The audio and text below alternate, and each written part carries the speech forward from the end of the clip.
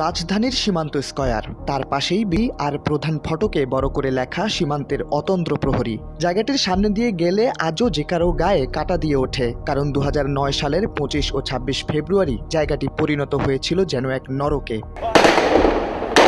হঠাৎই কোনো কিছু বুঝে ওঠার আগে গোলাগুলির শব্দে ছেয়ে যায় পিলখানার চারপাশ। অন্য কোথাও থেকে নয়, স্বয়ং পিলখানার ভেতর থেকেই আসছে শব্দ। স্কুল পড়ুয়া থেকে চাকরিজীবী সবাই ছুটছেন যে যেদিক পারছেন। এক যুদ্ধ ভাব সারা দেশ জুড়ে। ততক্ষণে গণমাধ্যমে খবর, পিলখানায় চলছে বিডিআর বিদ্রোহ।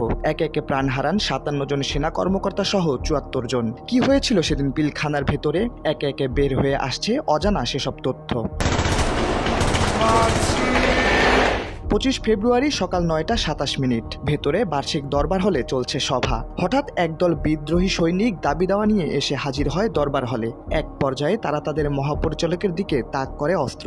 তার কিছুক্ষণ বাদে মহাপরিচালক সহ অন্যান্য সেনাবাহিনীর কর্মকর্তাদের হত্যা করে তাদের পরিবারের সদস্যদের জিম্মি করা হয়। ততক্ষণে খবর চলে গেছে নিহত ও জিম্মিদের স্বজনদের কাছে। তারা পাগলের মতো ছুটছেন পিলখানার দিকে।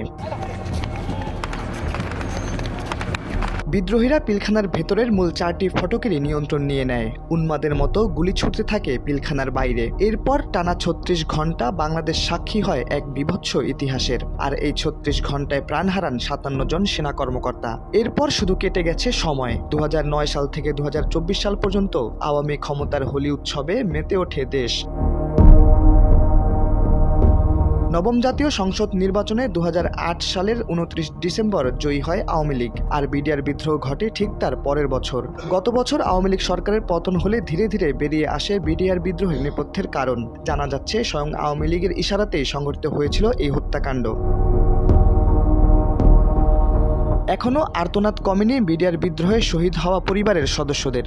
দেশ রক্ষায় প্রাণ দিয়ে যাদের দেশের সূর্য সন্তান হওয়ার কথা ছিল, তারাই নিহত হলেন এক বিশাল চক্রান্তে।